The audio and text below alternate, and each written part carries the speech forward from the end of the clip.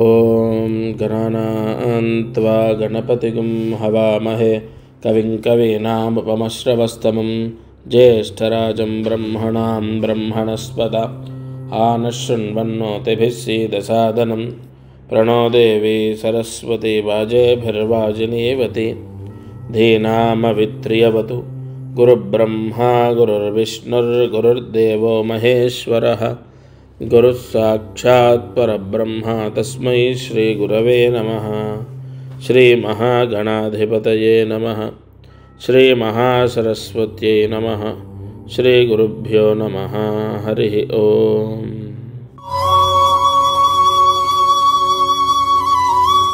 శోభకృత నామ సంవత్సరం ఉత్తరాయణం శిశిర ఋతువు ఫాల్గుణ మాసము మాఘమాసం అయిపోయింది.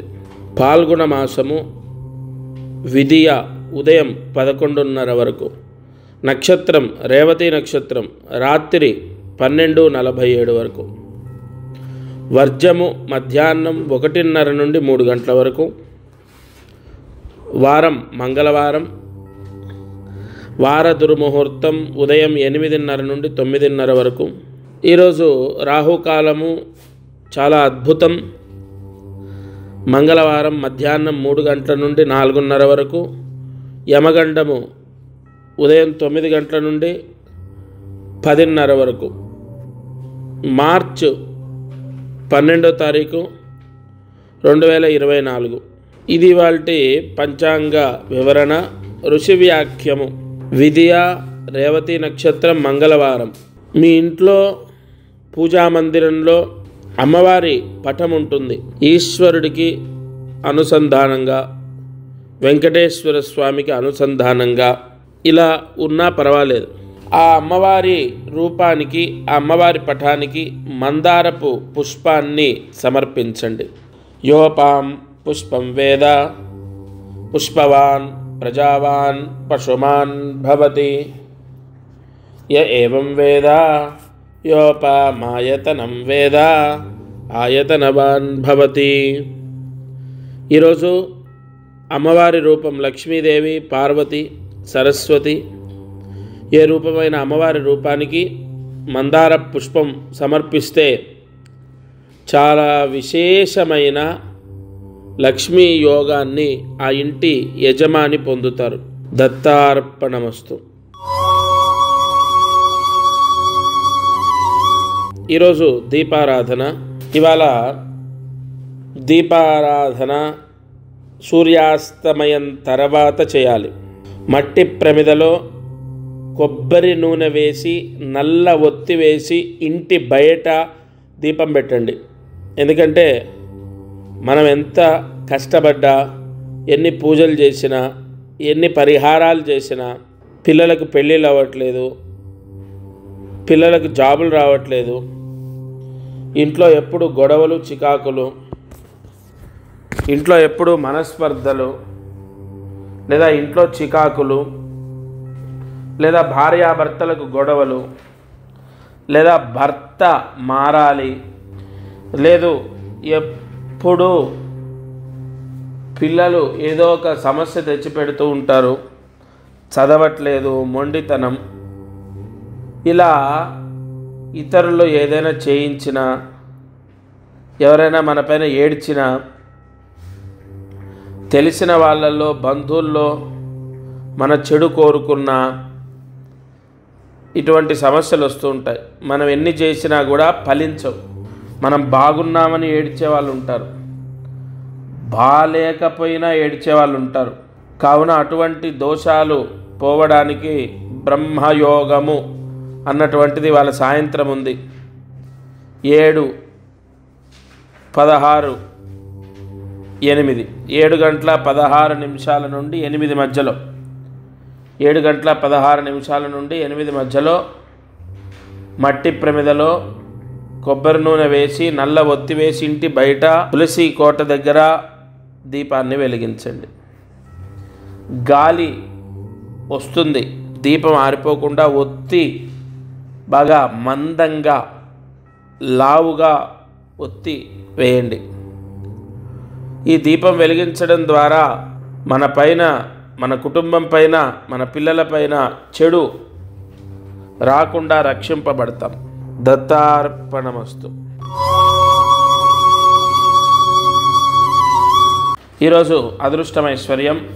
అయితే ఈ అదృష్టమైశ్వర్యం చెప్పే ముందు చాలామంది ఒక ప్రశ్న, పోయిన శివరాత్రి రుద్రాక్షలు తీసుకున్నాము, ఈ శివరాత్రి ఈ తాయెత్తు రుద్రమణి మెళ్ళో వేసుకోమంటున్నారు, అవి ఏం చేయాలి? అవి మీరు తీసేయచ్చు లేదా అలాగే మెళ్ళో ఉంచుకోవచ్చు. ఎందుకంటే అదొక సంవత్సరమే పనిచేస్తుంది. ఇప్పుడు ఈ రుద్రమణి కూడా వచ్చే సంవత్సరం వరకు మన కష్టాలు లేకుండా, మన దారిద్ర్యం పోయేటట్టు, మనకు అన్ని విధాలుగా బాగుండేటట్టు కాపాడుతుంది. ఇప్పుడు ఆ రుద్రాక్ష మీరు ఉంచుకున్నా తీసేసినా పర్వాలేదు. ఇక ఈ రుద్రమణి పూజ అయిపోయింది, తీసేసి ఇంట్లో ఎవరైతే మగవారు ఉంటారో వారి మెళ్ళో కట్టుకోవాలి.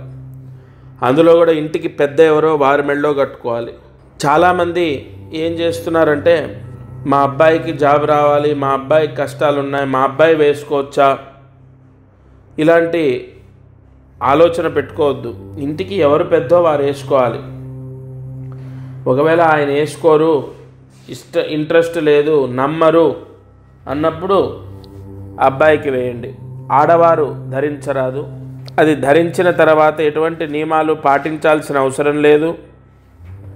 మీ జాతకాలన్నీ కూడా నేను రాస్తున్నాను, ఇవాళే ఫ్రీ అయ్యాను, అందుకే ఎపిసోడ్ కూడా మీకు అందిస్తున్నాను. ప్రతి జాతకం రాసి ఆ జాతకంలో ఉన్న దోషాలకు కూడా పరిహారాలు నేను అందిస్తాను. మీరు ఒకటి గుర్తుపెట్టుకోండి, జన్మజాతకంలో గురువుగారు అంటే నేను జాతకం చూసి ఈ పరిహారం చేసుకోండి అని చెప్పాను అంటే అది ఖచ్చితంగా మీ పిల్లల్ని, మీ భర్తని, మీ కుటుంబాన్ని కాపాడుతుంది. ఎందుకంటే ఇప్పుడు నేను చెప్పే దీపారాధన అందరూ చేస్తారు.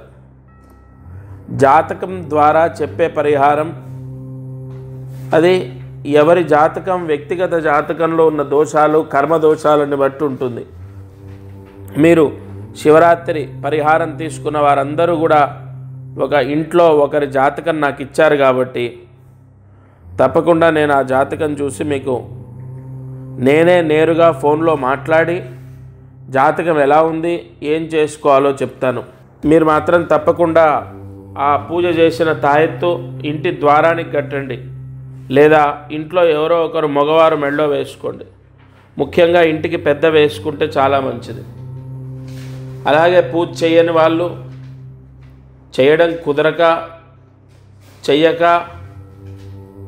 ఆ పూజ చేసుకోలేని వాళ్ళు ఎవరైతే ఉంటారో వారు తప్పనిసరిగా ఆ పూజా యోగం 18 మార్చ్ ఆరుద్ర నక్షత్రం సోమవారం, రేపు వచ్చే సోమవారమే, ఆ రోజు తప్పకుండా చేసుకోండి. ఈ పరిహారం, ఈ ప్రాయశ్చిత్తం చేసుకుంటే సంపూర్ణ లక్ష్మీ యోగం సంవత్సరాంతం 2024లో గ్రహదోషం, కర్మదోషం, కర్మపీడ ఇవేవీ లేకుండా, గ్రహ దోషాలు రాకుండా, కర్మదోషాలు లేకుండా లక్ష్మీ యోగం కలుగుతుంది.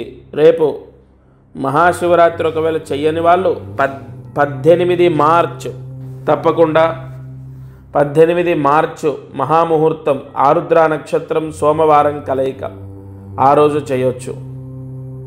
కొంతమందికి పోస్ట్ అందక, పోస్ట్ రాక, పోస్ట్ డిలే అయ్యి, లేదా ఇంకో కారణం చేత చేసుకోలేనటువంటి వాళ్ళు ఇంట్లో పూజా గదిలోనే ఆ తాయెత్తుని ఉంచి 18వ తారీఖు ఆ తాయెత్తులో ఒక నల్ల దారం వేసి శంకరుడి పటానికి, ఈశ్వరుడి పటానికి వేసి ఆ భస్మంతో కుబేర పూజ చేసి ఆ భస్మం నీళ్ళలో కలుపుకొని తాగాలి. అయిపోయేంతవరకు తాగాలి. భస్మం ఏదో తాగమన్నాను కదా అనుకోకండి, అది ఎంత పవర్ఫుల్ అంటే చాలా చాలా చాలా పవర్ఫుల్. అది మన మనసులో ఉన్న కోరికను నెరవేరుస్తుంది, ఆరోగ్య సమస్యలు పోతాయి. అలాగే ఆ రుద్రమణి, ఆ తాయెత్తు ఇంటి ద్వారానికి కట్టండి 18వ తారీఖు, లేదా ఇంట్లో ఎవరో ఒకరు మగవారు మెడలో వేసుకోండి. సరే, ఇవాళ అదృష్టం ఐశ్వర్యం, ఈరోజు ధనయోగం కోసం, లక్ష్మీ కటాక్షం కోసం ఒక సొరకాయ దానం చేయాలి. సొరకాయ అంటారు, ఆనపకాయ అంటారు, దానం చేయాలి. చాలామందికి ఈ అదృష్టం ఉండదు. ఇప్పుడు అమెరికాలో ఉన్నారు, లేదా ఎక్కడో గచ్చిబౌలిలో ఉన్నారు, లేదా ఎక్కడో ఉద్యోగం చేసుకోవాలి, వాళ్ళు ఉద్యోగాలకు వెళ్తారు. అమెరికాలో ఉన్న వాళ్ళకి అసలు దానం ఎవరు తీసుకుంటారు, ఎక్కడ ఆ సొరకాయలు ఎక్కడ దొరకాలి?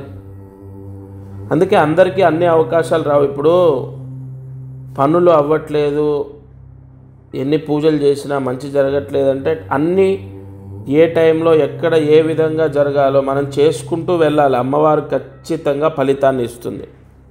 ఇప్పుడు ఇవాళ సొరకాయ దానం ఎంతమందికి కుదురుతుంది? అది అమ్మవారి చేతిలోనే ఉంది. నేను చెప్పడం అమ్మవారి చేతిలోనే ఉంది, నాతో చెప్పించడం అమ్మవారే. మీరు విన్నారు, కానీ చేయడం, ఉద్యోగాలకు వెళ్ళొచ్చు, వ్యాపార రీత్యా కుదరకపోవచ్చు, ఎక్కడో ప్రయాణాల్లో ఉండొచ్చు, ఇంకోటి కారణాలు అవ్వచ్చు. ఎంతమంది కుదురుతుంది? ఒకవేళ మీరు ఇస్తే తీసుకునే వాళ్ళు దొరకొద్దు. ఎన్ని ఆటంకాలు దాటుకొని మనం చేశాము అంటే అది మనల్ని రక్షించడానికి అమ్మవారే మనతో చేయిస్తుంది. తప్పకుండా ఈరోజు ఉదయం, మధ్యాహ్నం, సాయంత్రం ఏదో ఒక సమయంలో తెలిసిన బ్రాహ్మడికి సొరకాయ దానం చేస్తే సర్వ అరిష్ట దోషాలు తొలగిపోతాయి. ఈరోజు కార్యసిద్ధి మంత్రం అంటూ ఏం లేదు. ఇది వాళ్ళ మారుతి అనుగ్రహం కార్యక్రమం.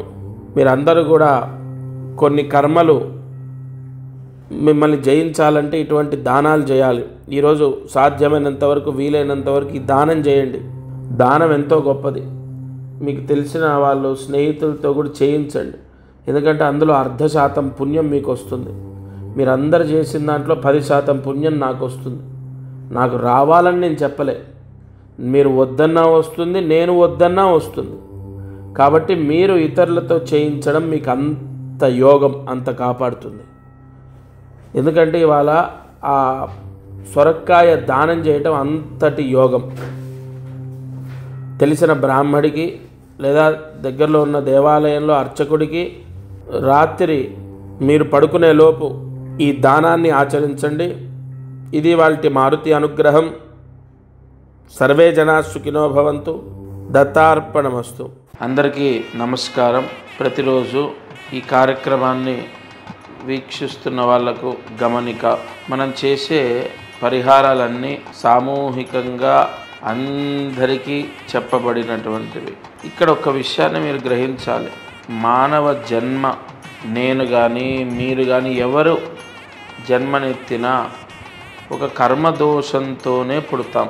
ఆ కర్మదోషము విముక్తయ్యి మనకు అనేక కష్టాలు పోవాలంటే జాతకమే దానికి బలమైన ఆధారం. కావున ఎవరైతే ఈ ఛానల్ చూస్తున్నారో వాళ్ళకు విపరీతంగా, అంటే ఈ ఛానల్ చూడండి, దీంట్లో చెప్పిన పరిహారాలు చేయండి, ఓకే, అయినా కూడా మీ కష్టాలు తొలగలేదు, లేదా విపరీతంగా కష్టాలున్నాయి, ఇంట్లో సమస్యలు ఉన్నాయి, అమ్మాయి విషయంలో, అబ్బాయి విషయం, ఇలా అనేక విషయాల్లో సమస్యలు ఉన్నాయి అన్నప్పుడు తప్పకుండా మీ జాతకాన్ని పరిశీలింప చేయించండి. ఈ భూమండలం పైన జన్మించిన ప్రతి ఒక్కరూ వారి జాతకాన్ని చూయిస్తారు చాలా వరకు. అంటే ఇక నమ్మకాలు లేని వాళ్ళు తప్ప. జాతకం చూస్తే అనేక విషయాలు మనకు తెలుస్తాయి. మీరు కింద కనపడుతున్న నెంబర్కి కాల్ చేసి మీ జాతక వివరాలు ఇవ్వండి. తప్పకుండా నేరుగా నేనే స్వయంగా మీతో మాట్లాడతాను. జై గురు దత్తాత్రేయ.